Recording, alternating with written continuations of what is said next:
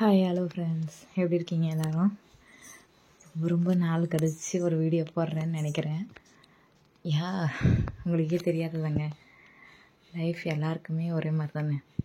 எப்போவுமே ஸ்டாப் ஆகவே ஆகாது, பிஸியாக தான் வச்சுக்கிட்டே இருக்கும். நான் கொஞ்சம் டபுள் பிஸின்னே சொல்லலாம், அதனால் ஒரு வீடியோ போடவே முடியல. ஆனால் உங்களுக்கு எப்படி இருக்கும்னு தெரில, ஆனால் எனக்கு நிஜமாகவே நான் ரொம்ப மிஸ் பண்ணேன் அவங்க எல்லாரையுமே. இன்றைக்கி ஒரு டாப்பிக்கோடு வந்திருக்கேன் ஃப்ரெண்ட்ஸ். என்னென்னா, பெண்கள் எப்போவுமே பிடிச்சிருக்கு, பிடிக்கலை, வேணும், வேண்டாம், இந்த மாதிரி சொல்ல இதுவே கிடையாதா எங்களுக்கு? அந்த உரிமை கூட இல்லையா? ஏன் அப்படி சொல்கிறோம்னா, சில விஷயங்கள் நம்ம சொல்லுவோம், ஆனால் யாருமே கேட்க மாட்டாங்க. நாட் சிங்கிள் பர்சன் கேட்க கூட மாட்டாங்க. அது ஏனே தெரியல. இப்போ வரைக்கும் நம்ம செல்ஃப் ரெஸ்பெக்டையும் சேர்ந்து தான் பார்ப்பாங்க. அதுவும் ஒரு விஷயமா இருக்குது.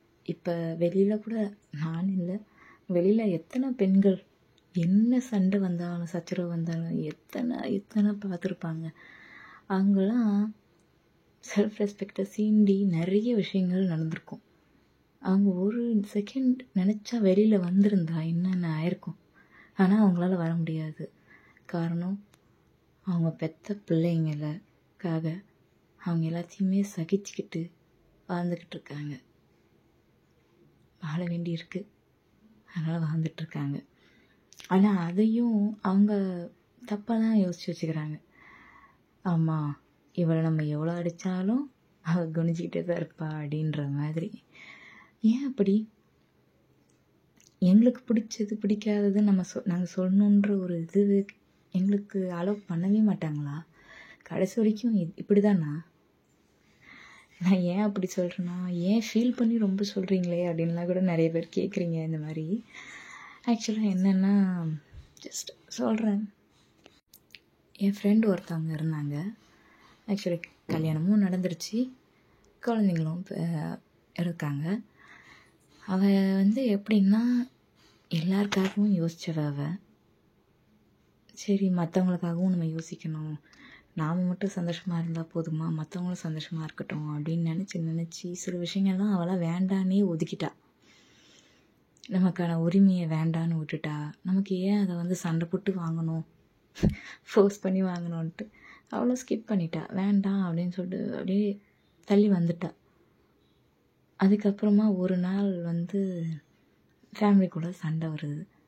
அப்போ உனக்கு என்ன உரிமை இருக்குது, நீ இங்கே பேசுகிற, நீலாம் இங்கே வரவே கூடாது அப்படின்னு இந்த பக்கம் அவங்க மாமியார். கிரேட்டில் நிறைய விஷயங்கள் அவள் விட்டு போனவ.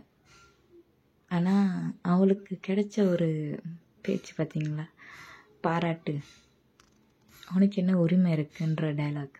Wow, great.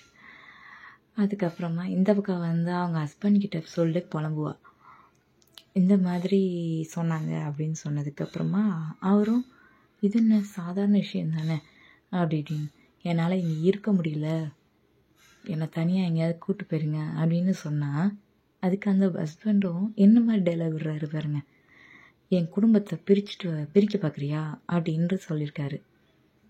சீரியஸ்லி, குடும்பத்தை பிரிக்கிறதுக்கு தான் அந்த பொண்ணு வந்திருப்பான்னு நீங்கள் நினைக்கிறீங்களா?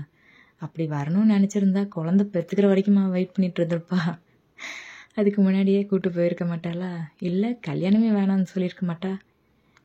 ஆனால் அதுவும் யோசிக்கவே இல்லை, ஹஸ்பண்டேன்னு நினைக்கல. அவர் கோவமாக சொன்னாலும் மனசில் இருக்கிறதானே கோவத்துலேயும் வரும்னு சொல்லுவாங்க. அந்த மாதிரி நிறைய அவரும் பேசியிருக்காரு போல். அதுக்கப்புறமா இன்னொரு சண்டைகளும் வந்திருக்கு. அப்போ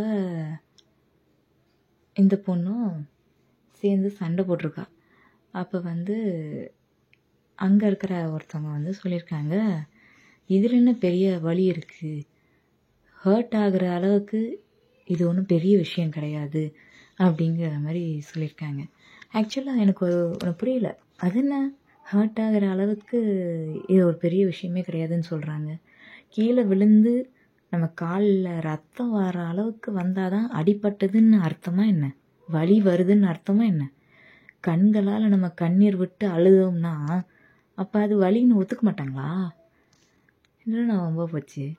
மனசு வலிக்குதுங்கிறதுனால தான் கண்ணிலேருந்து கண்ணீரே வருங்க. வலி எல்லாமே வலி தான். அது என்னங்க சின்னது பெருசு இதில் வலி இருக்குது இல்லை, அதெல்லாம் ரொம்ப ஆராய்ச்சிலாம் பண்ணக்கூடாது. வலி வருதுன்னா நான் இருக்கேன் உனக்காக, இதுவாம்மா விஷயம், கொஞ்ச நாள் வெயிட் பண்ணு, எல்லாமே செட் ஆகிடும். இந்த மாதிரி வார்த்தைகள் வந்துச்சுனாலே போதுங்க. ஆனால் அது அங்கே எதிர்பார்க்கவே இல்லை. எல்லாமே வேறு மாதிரி தான் நடந்துச்சு.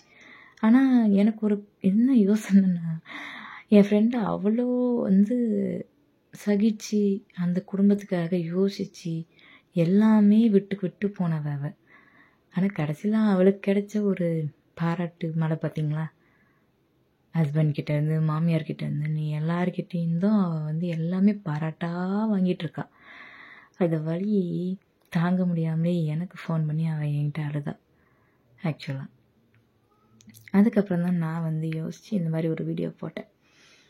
நான் அவங்ககிட்ட எல்லார்ட்டையும் கேட்குறேன், ஏன் அவளுக்குன்னு ஒரு ஆசை, விருப்பம், வெறுப்பு இந்த மாதிரி இருக்கவே கூடாதாங்க? நீங்களே சொல்லுங்கள் கமெண்ட்டில். தேங்க்யூ ஃபார் வாட்சிங். கீப் வாட்சிங். Bye friends. பை நண்பா.